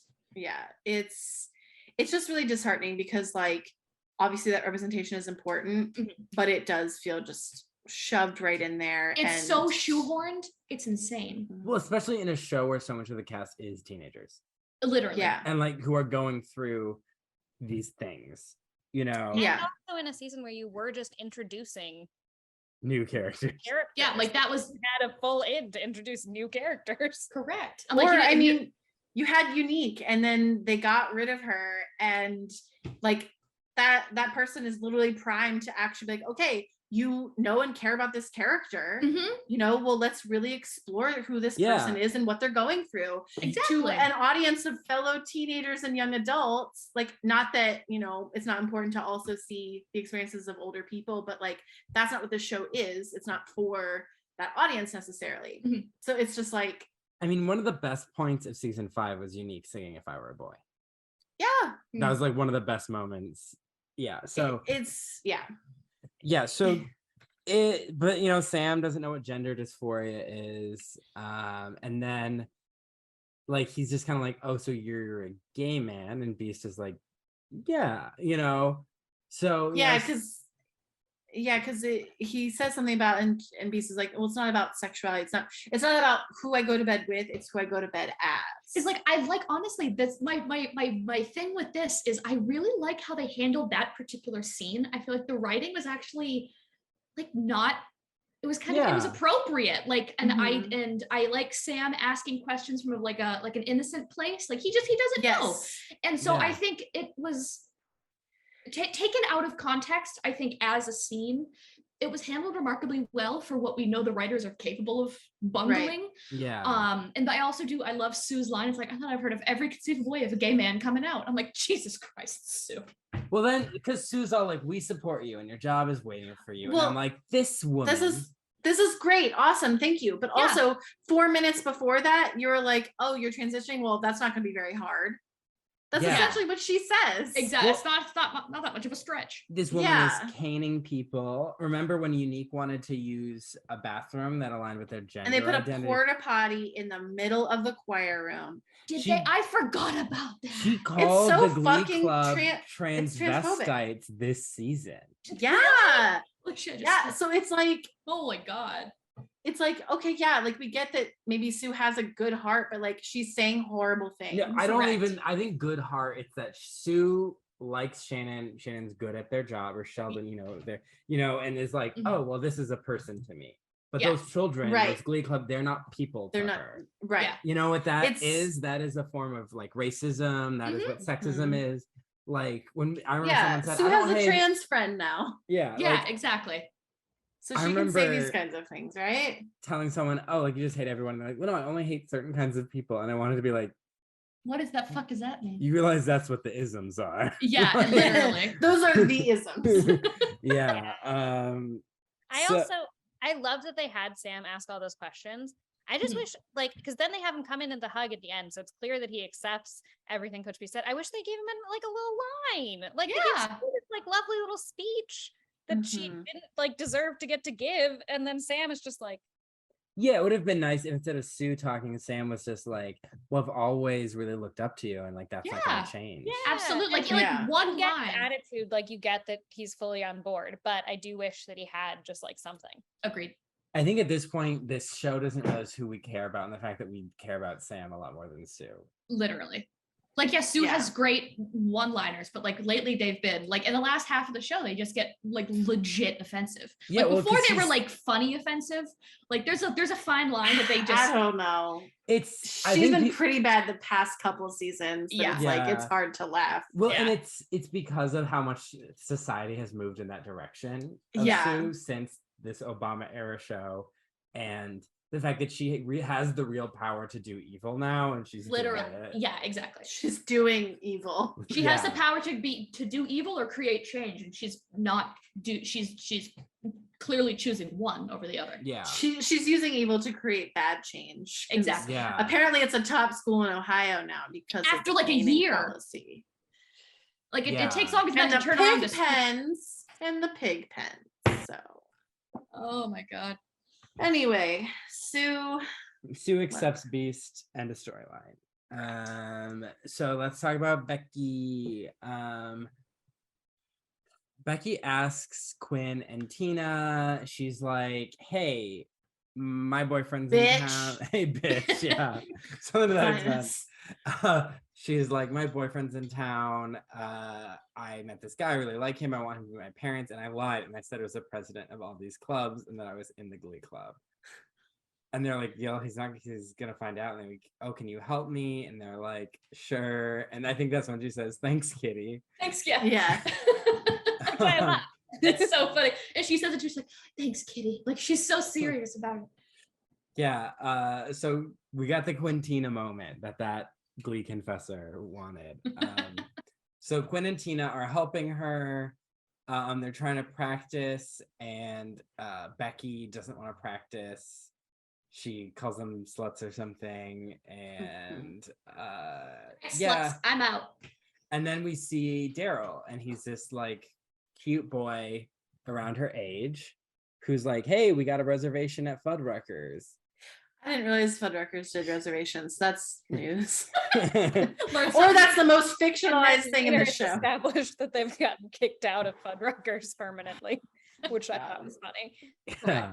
If Because anybody's I've gonna done get a lot kicked of out, shit in Fuddruckers, and I've never gotten kicked out of the Fuddruckers. Well, she told Becky also said something to Tina about, you know what's not a lie, or you know what's a lie, you lost weight in college. you got skinny in college. Like, what the fuck? And like this actress has never been conventionally skinny and attractive. Yeah. Mm-mm. Like, and then she's like, you freshman 15, and then Tina's like, I gained 5 pounds, because Quinn is like, I'm outraged. And Tina's like, yeah, I only gained 5 pounds. And Quinn's like, no, about Becky and this guy.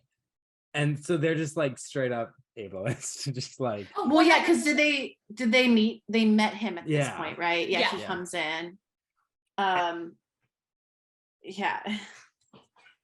and then then they bring Sue in. Sue is all like, oh, what are your intentions? And he's like, oh, I really like her. Like, Yeah. we're having Oh, and fun. Nene Leakes is back. I guess Yeah. I was more regularly here now, but I was. Yeah.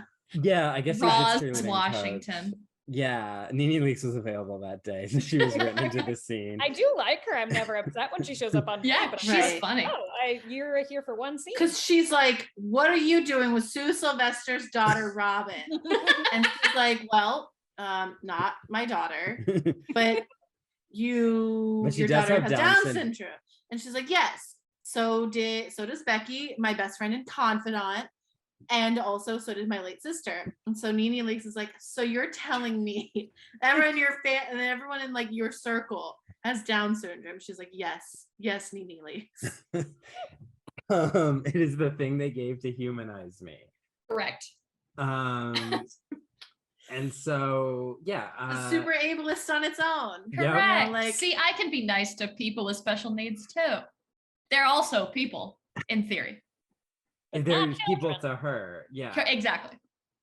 So yeah, Sue, there's another scene in between, I think. Because they do the scene and no, this is before the scene. Okay. So yeah, they're like, what are your intentions with Becky? And it's Quinn and Tina, two Yeah. people she was barely friends with. And then Roz. It's like an who she- intervention. and Becky and Roz did not get along. No. And Sue. And yeah, 'cause Becky did call Roz something racist at one point. Yeah. Probably. I would Yeah. not be shocked.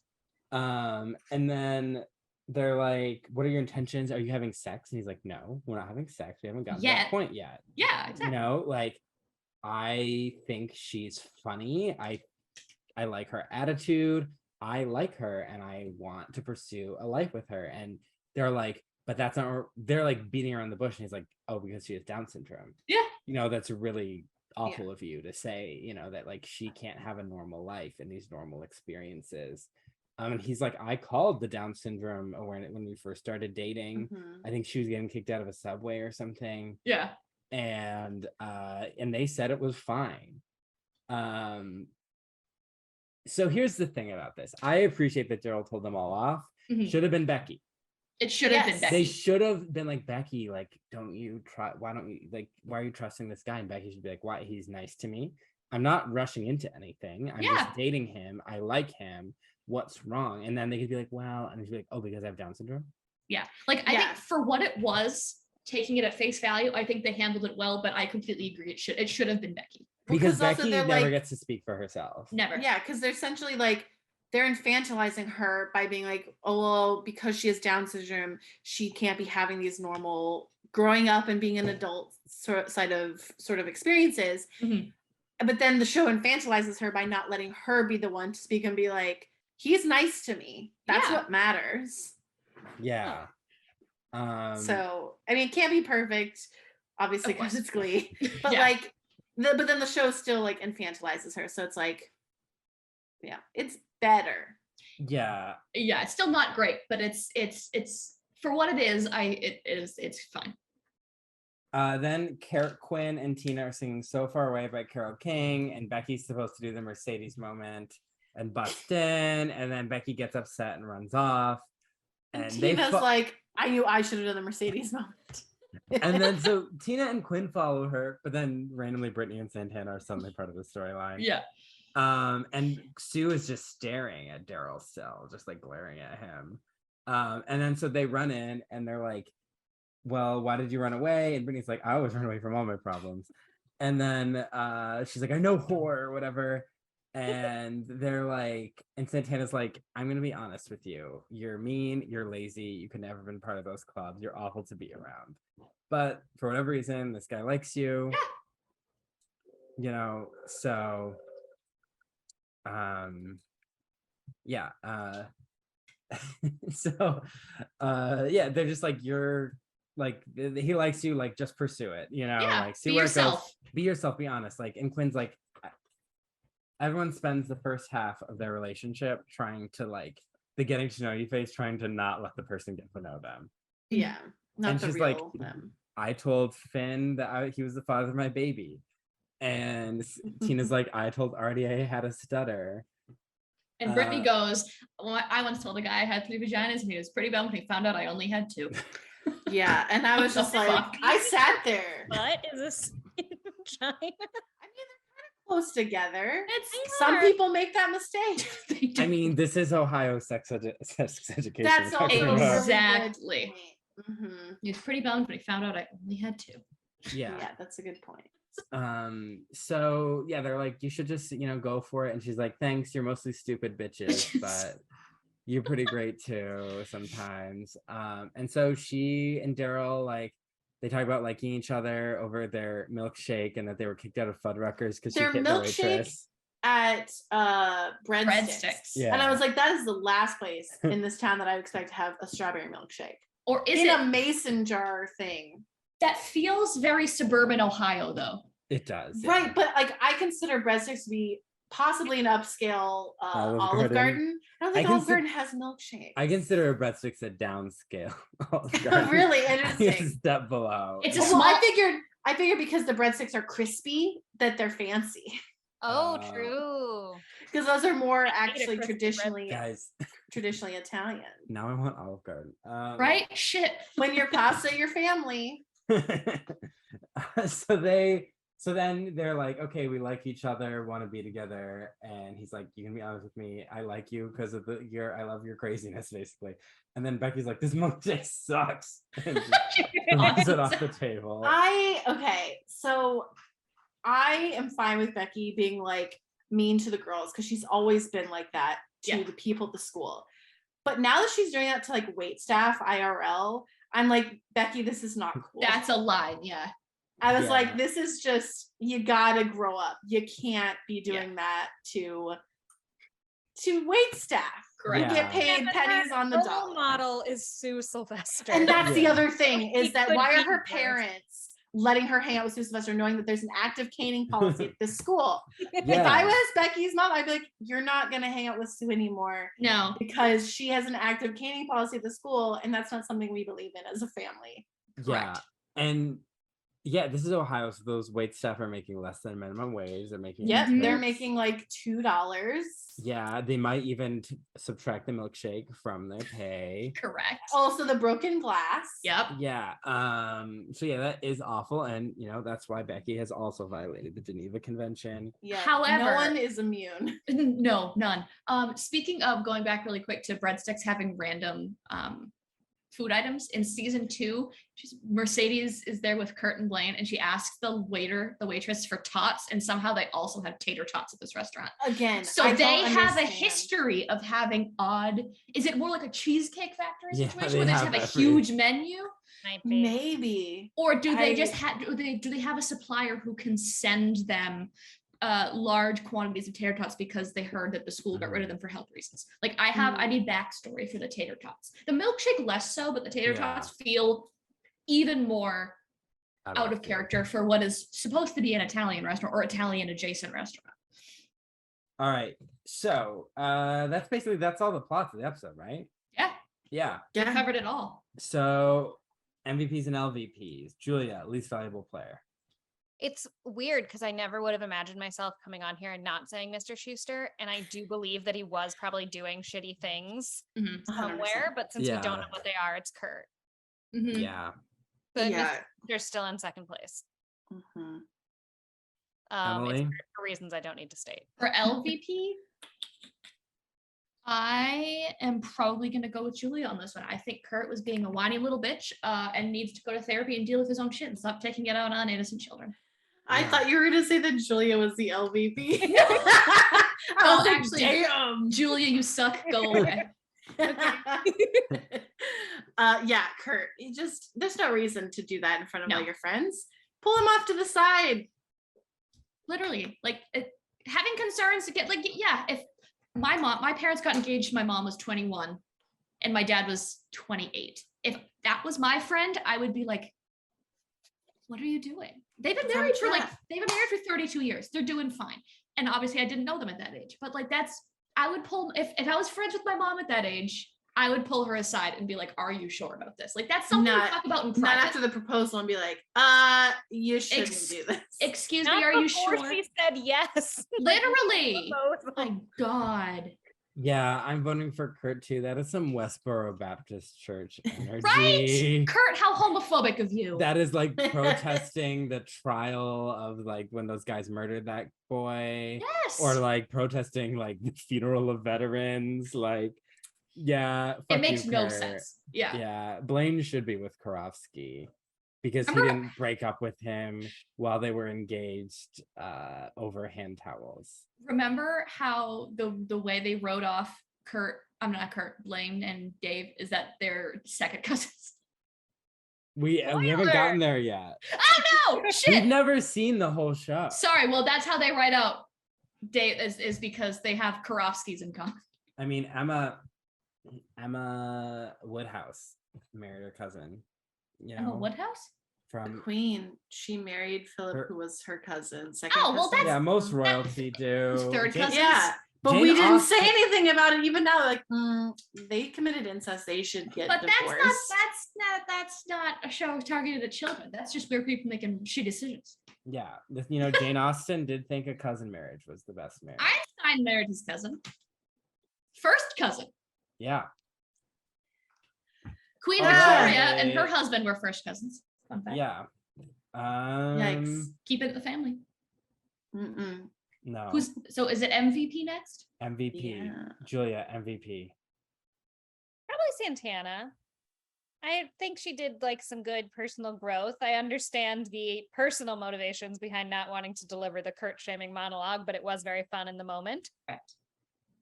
You know my answer to that one. I will also be siding with Julia because Santana.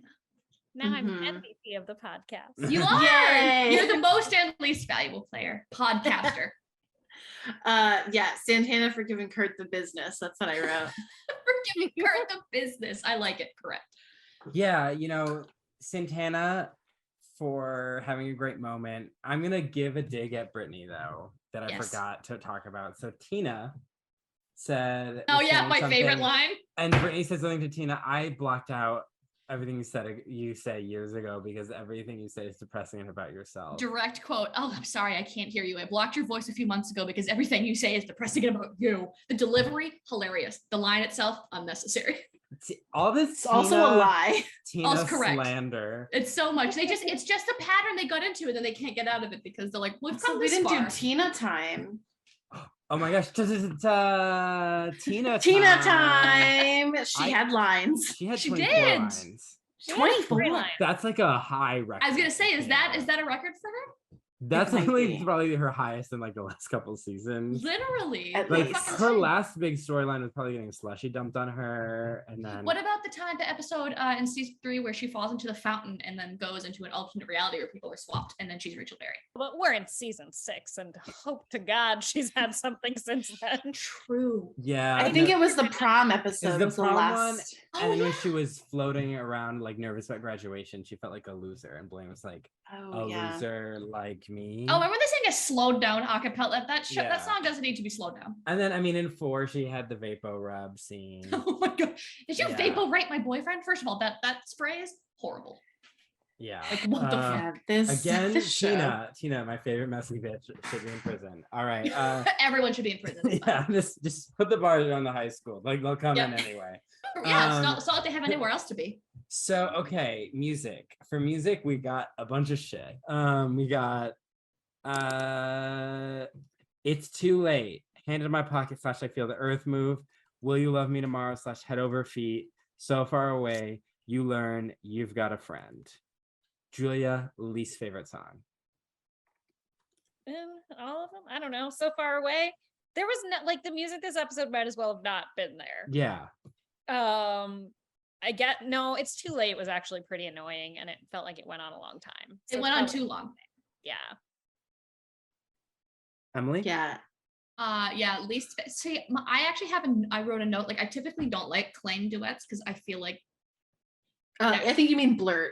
Yeah. I'm sorry. Shit, you're right. Blurt duets. I can't believe I never even thought of that. Switching them around, phenomenal. But I typically don't like their duets. I just feel like they have two completely different voices that do not go together. But I didn't hate this one. Like I think they did a good job with the song. But out of all the songs in the episode, I do think, So Far Away because I never finished it, so I will give it to that one.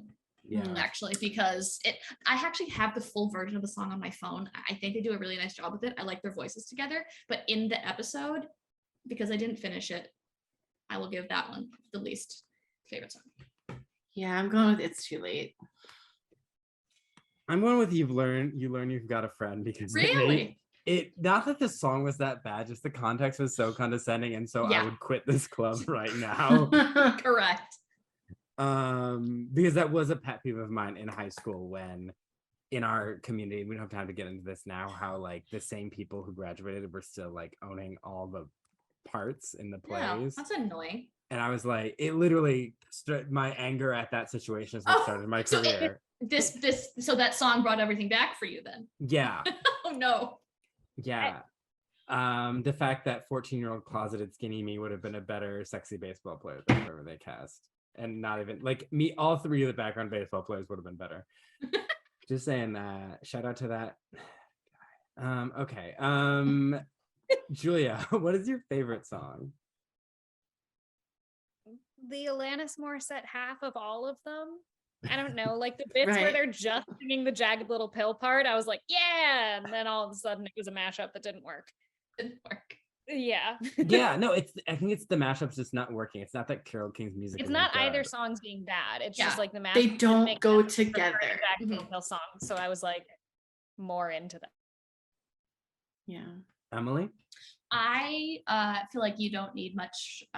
It's not difficult to guess which I one could I'm gonna guess, I say. could guess. It's the Brittany and Santana one because I listen to that very regularly. It is on my most played songs. I have too many Glee songs for my most played songs. It's Nicole hates being in the car with me because it's all Glee. I'm like, well, you listen to all K-pop, so I think I can have my Glee. Like we each have a thing, and it's very specific. But I really enjoyed that one. Like I said, I think their outfits were very on point for them. I think it was silly and they were cute, and I think it was that one. Yeah, I'm gonna go with the Brittana song. To me, it was like the least offensive in terms of putting the songs together. Yeah.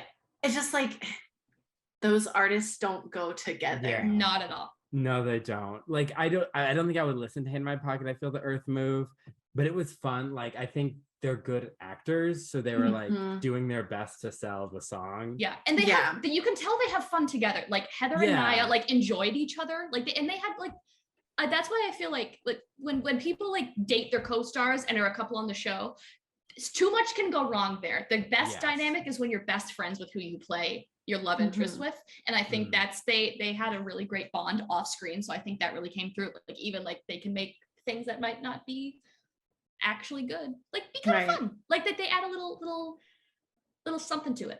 All right, so that is the wrap up of our episode. Tune in next week for the Hurt Locker Part 1. We will be having another returning guest who was on the Rocky Horror Glee Show episode. Oh my gosh, from so long ago. I know, I haven't seen this person in a long time.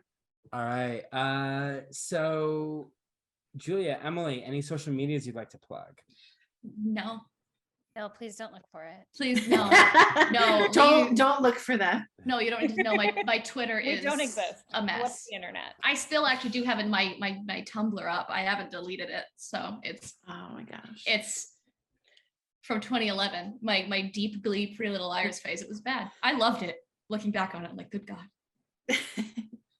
Well, you can follow Gleeboot on Instagram, Twitter, and TikTok. We are at Gleeboot Pod, and you can also find us on Tumblr. We're still in our Glee phase. We are at Gleeboot or gleebootpod.tumblr.com. You can follow me on Instagram at Cullen Ever After, and we're on. Did we say we're on TikTok at Gleeboot Pod? Oh yeah, also TikTok. I also sometimes post TikToks at your boy Ryan 99. All right, and that's it, Next right? Week we will hear you again. Yeah, we will be in your ears again. Emily and Julia, thank you so much for coming on. We hope we had fun. Always. I talk about Glee too much anyway, so I might as well be. We do too. Glad to give you an outlet. I'm scared about how much I've talked about Glee in my life. All right. Same. So much. Tune in next week, guys. Renew it. Yeah, renew it. Bring it back. Come on, Ryan Murphy. You know you want to. You know you want to torture some more children. Next up, everyone should get on my level and get some Glee tattoos so I'm not alone. Okay. No, thank you. Mine says keep holding on. It's also oh my God. The Aragon movie. I love it. Phenomenal. And then we're gonna have a matching one. Mine's gonna say my favorite song about a blue dragon. Yeah. And they're Gleeboot tattoos. Yeah. Oh, yes. Yeah. All right. Bye. Bye.